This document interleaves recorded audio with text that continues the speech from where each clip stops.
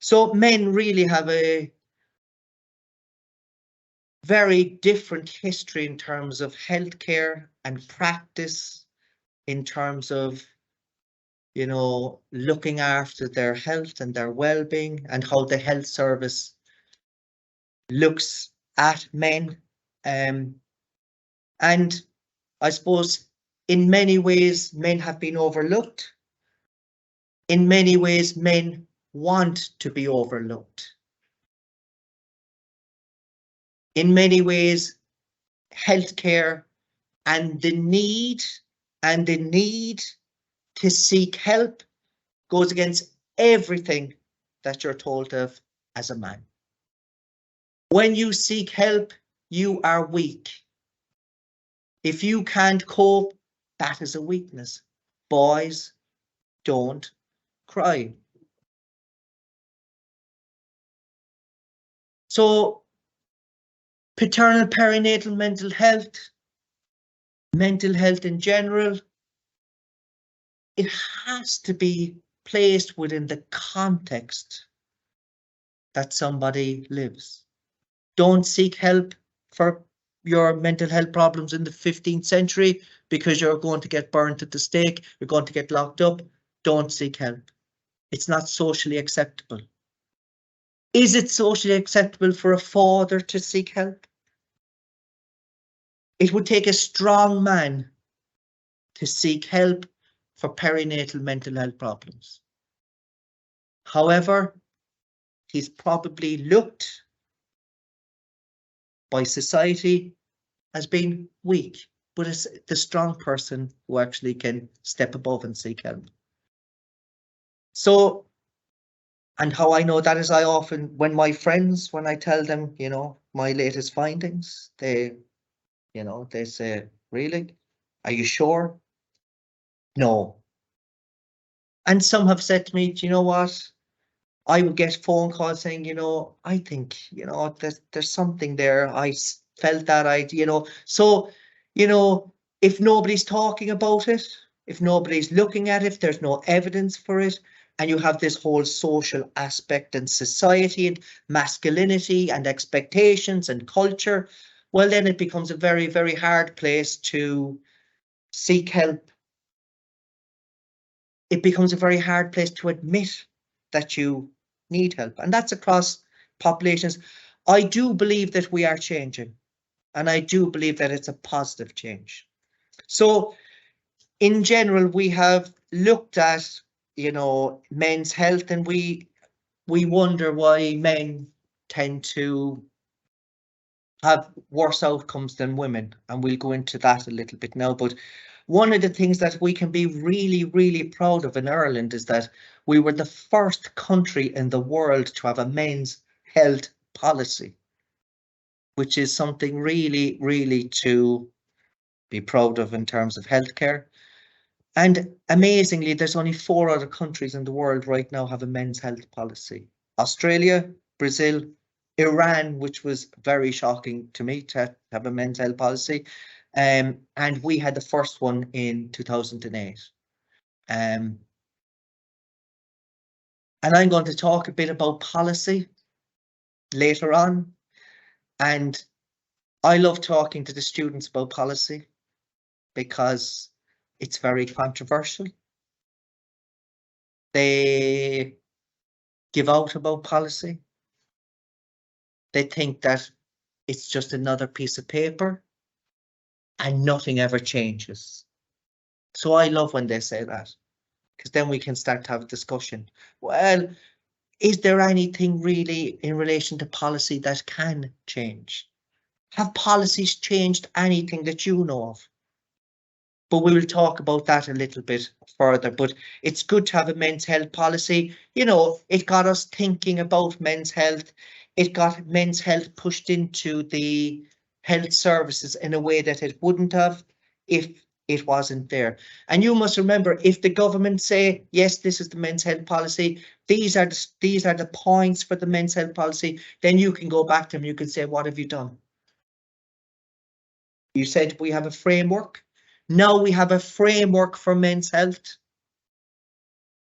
We have a roadmap for men's health. What have you done about it? We can see, well, we've achieved this, we've achieved that, we've achieved the other. We haven't achieved this, we haven't just, what are we going to do about that? So policy is really good in terms of making people accountable for what we propose to be best practice in healthcare systems. Okay. Have you seen the determinants of health previously? So I never put my, is it now 8:30? 8:20. Okay. I have to open the door. Leave out the noise. Have you seen this before?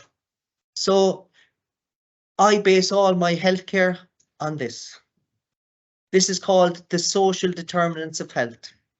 So basically, it looks at all the factors that can impact on one's health. And I say to the students, how important is the healthcare system to one's health?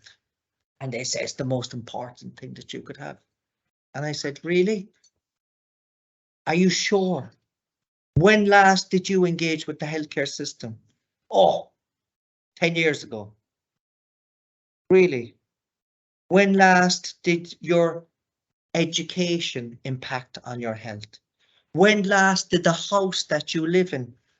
Student accommodation can be poor. You can get respiratory tract infections. Poor insulation. You can be working in employment that's not conducive to your health. So you're more likely to have your health impacted by your relationships, your education, your housing, than the healthcare system. We don't separate them, they work together. But if we think that the healthcare system is the solution, we will never reach that solution. When you work in the hospital and the same man comes in with the exacerbation of COPD every winter, and you're wondering why, go and visit his house. And that's the beauty, that's why I love public health nursing. You could actually see people's homes and you could go, you know, when you come to the hospital, into the pajamas, we'll treat this, we'll sort you, we'll send you home. That's the medical model. This is the model that we use. It's the social model of health. We look at the whole person. How many times have people said to, you know, oh, he never turned up for his appointment again. He never turned up for his appointment. And then we actually talk to him, he'll say, well, I live 2 hours away and the bus is €50 to get to the hospital. I'm not paying that. It's not that he doesn't want to come for his appointment. It's not that he's not interested in his health.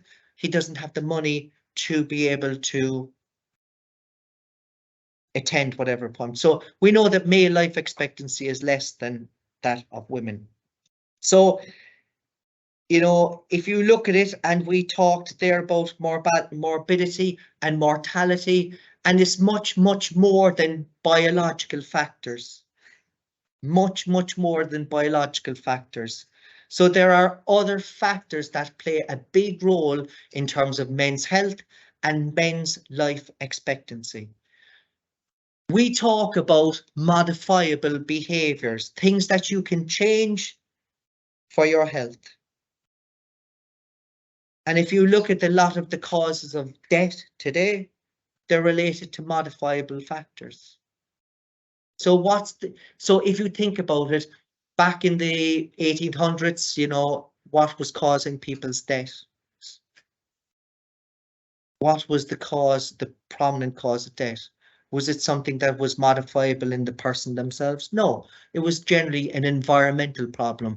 Poor housing, poor hygiene, poor healthcare systems, lack of evidence in terms of healthcare delivery. What's killing people now? Lifestyle. A lot of lifestyle. If you look at the cancers, So cardiovascular disease would be the biggest killer in Ireland. If you look at cardiovascular disease, the majority of risk factors for cardiovascular disease can be avoided, and it's a modifiable behavior. If you look at diabetes, which is going to be an absolute endemic in terms of the amount of cases we're going to be treating, again, related to modifiable factors. And if you look at what causes men's health problems, modifiable factors. Men are more likely to engage, as I said, in alcohol, in smoking, risky behaviors. And all those lead to cardiovascular disease, cancers, and employment as well as a big one. More risky employment, that also would be one of the big causes. And the other big cause of death among men is suicide. We have a population of we've gone over 5 million in the last census, and we would have about 400 suicides per year. And not all are men, but the majority would be men who would be under the age of 25. So these are the big killers, and what are they related to? Again, related to such factors. Okay, so again, we say, you know, so we're seeking opportunities to engage men in healthcare. Okay, we know the evidence is that men do not seek help. So the stats might be that, you know, women have twice likely to be depressed as men, because women are going and seeking help for their depression. However, the manifestation of depression for the men may be in their alcoholism, which is twice as likely to be in a man than to be in a woman. So we're constantly looking at opportunities to modify these behaviors. We're looking at avenues to explore, trajectories in one's life to see, is there a tipping point where something changes? You know, so for example, for you, it might be something simple. You might be running after the bus. You might get pain in your chest. You might say, I have to stop smoking. That's a good outcome to stop then, rather than the one where you have smoked and now you have lung cancer, but you say, now I have a diagnosis, I'm going to stop. Are there certain times in people's lives where they change their behaviors? Are there certain times in a woman's life when she changes her behavior? She might stop smoking during pregnancy, stop drinking alcohol during pregnancy, you know, change diet, exercise, whatever it might be.